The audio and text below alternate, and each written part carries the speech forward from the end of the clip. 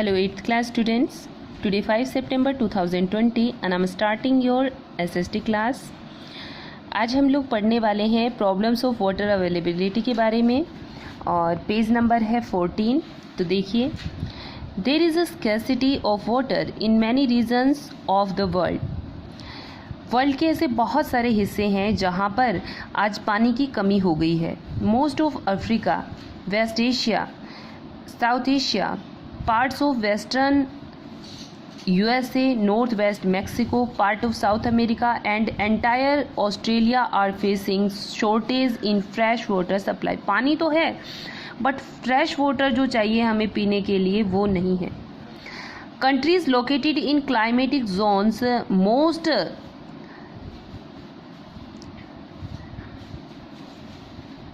susceptible to drought face great problems of water scarcity.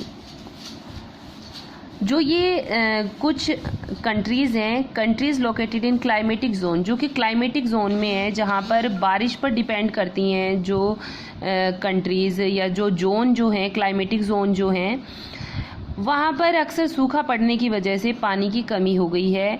दस water shortage में B a consequence of variation in seasonal और annual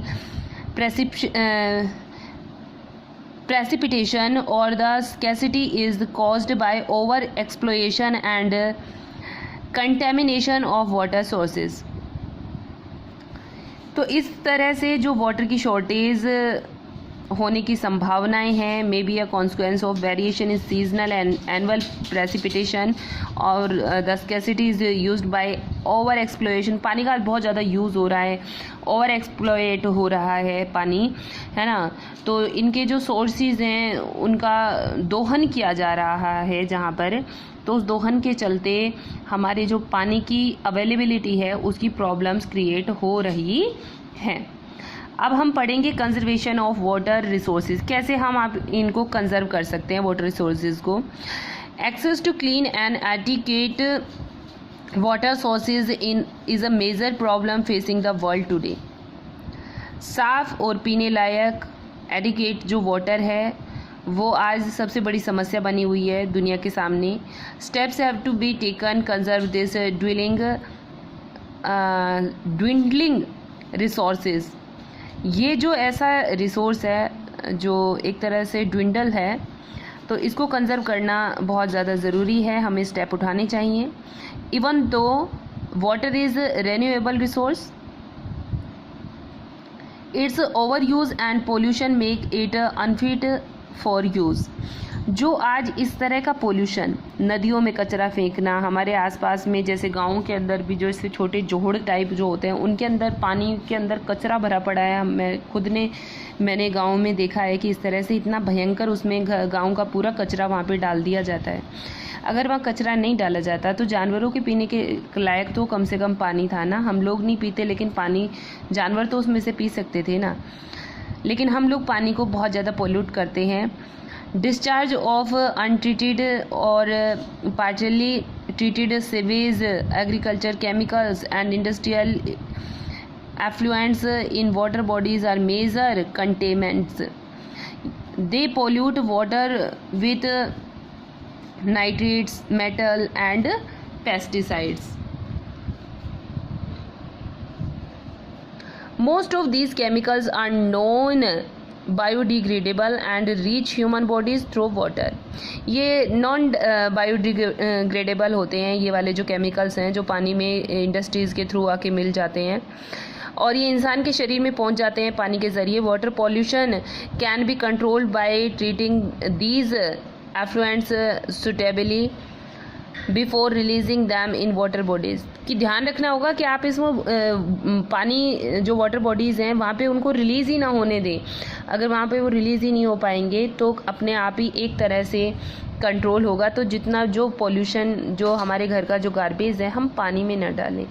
industries से निकला हुआ जो केमिकल्स है वो भी हम पानी में उसका रास्ता ना बनाएं। Forest and other vegetation cover slow the surface run of and replenish underground water. Water harvesting is another method to save surface runoff. The canals used for irrigating field should be properly lined to minimize losses by water seepage. ये भी एक सही हाँ तरीका है water को conserve करने का, है ना। जो कैनल्स बनाए जाते हैं इरिगेशन के लिए, सिंचाई के लिए, है ना, should be properly line to minimise loses by water seepage. Sprinkles efficiently irrigate the area by checking water losses through seepage and evaporation. तो इस तरह से ये देखो स्प्रिंकल के ज़रिए पानी खेतों में दिया जा सकता है, इससे कम पानी में पूरा खेत को पानी मिल जाता है। In dry regions with high rates of evaporation, drip और trickle irrigation is very useful. The valuable water resource can therefore be conserved by adopting these means of irrigation. Next है आपका natural vegetation and wildlife. Some school children were visiting an exhibition on handicrafts. The article in the exhibition were collected from different part of the country. एक exhibition था जिसमें handicrafts पर था, ठीक है। तो स्कूल के बच्चे गए थे विज़िट करने के लिए। तो जो ये एग्जीबिशन थे ये दुनिया के अलग अलग हिस्सों से आए थे, दुनिया नहीं देश के अलग अलग हिस्सों से, parts of the country. Mona picked up a bag and exclaimed this is a beautiful hand bag. Mona ने एक बैग उठाया और कहा बहुत ही अच्छा हैंड बैग है. Yes it is made of jute, कि ये किससे बना हुआ है, जूट से. The teacher said. Do you see those baskets lamp shade and chair. क्या तुमने बास्केट, लैम्प शेड और चेयर देखे. Those are made up of corn and bamboos. ये कैन्स और बम्बूज से बने हुए हैं. In the eastern and northern eastern humid region of India bamboo grows in plenty. जो हमारा eastern humid region of India है वहाँ पर बम्बू यानी कि बांस बहुत ज़्यादा मात्रा में उगाया जाता है. Jessie was excited to see a silk scarf. Jessie ने सिल्क स्कार्फ देखा. See this beautiful scarf. The teacher explain that silk is obtain from silk worm that are bred on mulberry trees. कि silk जो है एक silk के कीड़े से silk पैदा होता है और ये मलबेरी ट्रीज़ में पैदा किया जाता है. The children understood that plants provide us with many different products that we use in our day to day life.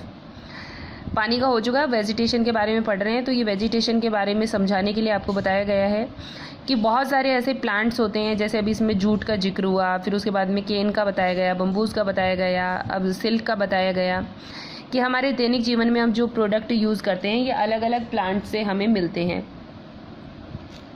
Natural vegetation and wild life exist only in the narrow zone of contact between the lithosphere, hydrosphere and atmosphere that we call biosphere. जो natural vegetation है, wild life जो exist करती है, उसके लिए एक थोड़ी narrow zone है, कम स्पेस है लिथोस्फेयर, हाइड्रोस्फेयर और एटमॉस्फेयर का. हर जगह जीव जंतु, पेड़ पौधे एग्जिस्ट नहीं कर सकते हैं. तो अर्थ का वो हिस्सा जहाँ पर जो ये वेजिटेशन है नेचुरल और जो वाइल्ड लाइफ है जो एग्जिस्ट कर सकती है उसे बायोस्फीयर कहा जाता है. In the biosphere living beings are interrelated and interdependent on each other for survival. Biosphere पर रहने वाले जो जीव जंतु हैं, पेड़ पौधे हैं, ये सभी एक दूसरे के साथ इंटर डिपेंडेंट, इंटर रिलेटेड होते हैं. इस दोनों के this life supporting system is known as ecosystem. Life एक दूसरे की लाइफ को सपोर्ट करने वाला जो ये सिस्टम है इसे इकोसिस्टम कहा जाता है. Vegetation and wild life are valuable resources. Plants provides us with timber, give shelter to animals, produce oxygen we breathe, protect soil. इससे आगे हम कल पढ़ेंगे. आज के लिए इतना ही है, ठीक है. तो जितना पढ़ाया गया है उसको अच्छे से रीड कीजिएगा. Okay students, thank you, bye, have nice day.